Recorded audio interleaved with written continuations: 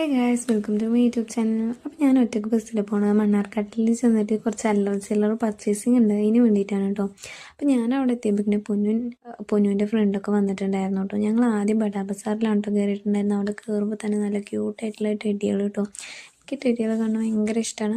അതൊക്കെ കണ്ടതിന് ശേഷം നമ്മൾ വാങ്ങേണ്ട സാധനങ്ങൾ അതല്ലല്ലോ, നമുക്ക് ഡ്രസ്സൊക്കെയാണ് വാങ്ങേണ്ടത്. അപ്പം നേരെ പാൻറ്റൊക്കെ തൂക്കി നോക്കണ്ടിട്ട് എത്ര കാനുണ്ട് നോക്കിയതാണ് കേട്ടോ. പിന്നെ അതിൻ്റെ റേറ്റ് നോക്കി, അതാണല്ലോ മെയിൻ.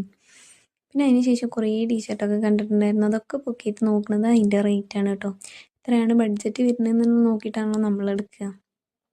അതൊക്കെ കഴിഞ്ഞപ്പോൾ ഇവൾക്ക് ഒരു മിറർ വാങ്ങണമെന്ന് പറഞ്ഞിട്ട് അതൊക്കെ നോക്കിയിരുന്നു കേട്ടോ ഇവള്. ഞാനാണെങ്കിൽ ചിന്തിച്ചത് ഇവള് KSRTC എങ്ങനെ ഈ മിററൊക്കെ കൊണ്ടുപോകുന്നുള്ളതാണ്. എന്തായാലും ഞാൻ മിറർ നോക്കിയൊരു വീഡിയോ ഒക്കെ എടുത്തിട്ടുണ്ടായിരുന്നു കേട്ടോ.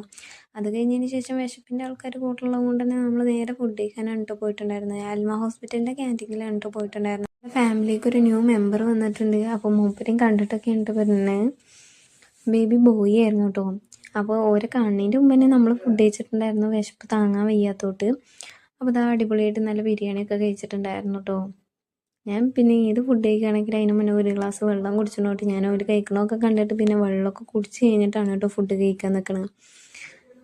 ഞങ്ങൾ ചിക്കൻ ബിരിയാണിയാണ് കേട്ടോ ഓർഡർ ചെയ്തിട്ടുണ്ടായിരുന്നത്. അവിടെ ആകെ ചിക്കൻ ബിരിയാണി ഉണ്ടായിരുന്നുള്ളൂ. പൊന്നാണെങ്കിൽ ചിക്കൻ കഴിക്കാത്തോട്ട് ഓൾക്ക് റൈസ് മാത്രമാണ് കേട്ടോ വാങ്ങിക്കൊടുത്തത്. പിന്നെ ബീഫ് റോസ്റ്റ് ഉണ്ടോയെന്ന് ചോദിച്ചിട്ട് ഒരു പ്ലേറ്റ് ബീഫ് റോസ്റ്റ് പാവലെന്ന് കരുതി ഓൾക്ക് വാങ്ങിക്കൊടുത്തിട്ടുണ്ടായിരുന്നു കേട്ടോ. ബേക്കിൽ ആരൊക്കെ എന്തൊക്കെയോ കാട്ടുന്നുണ്ട്, നമ്മളതൊന്നും ശ്രദ്ധിച്ചില്ല. നമ്മൾ ഫുഡിൻ്റെ കാര്യം മാത്രം ശ്രദ്ധിക്കുക.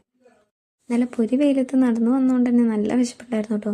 അതുകൊണ്ട് ഫുഡൊക്കെ കഴിച്ചതിന് ശേഷം നമ്മൾ കുട്ടിനെ കാണാൻ പോകാൻ വേണ്ടിയിട്ട് റൂം നമ്പറൊക്കെ ചോദിച്ചതിന് ശേഷം ലിഫ്റ്റിലൊക്കെ കയറി കേട്ടോ.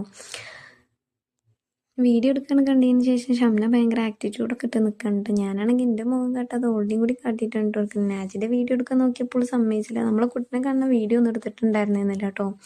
അങ്ങനെ നമ്മൾ പെർപ്പിളിൽ കയറാമെന്നുകൊണ്ട് നാജി നമ്മളെ പെർപ്പിൾ കൂട്ടിക്കൊണ്ടുപോയി. എന്ത് തേങ്ങക്കാണ് അവിടെ പോയി എന്നറിയില്ല. എന്തായാലും അവിടെ കയറി തിരിച്ചു പോന്നിട്ടുണ്ട്.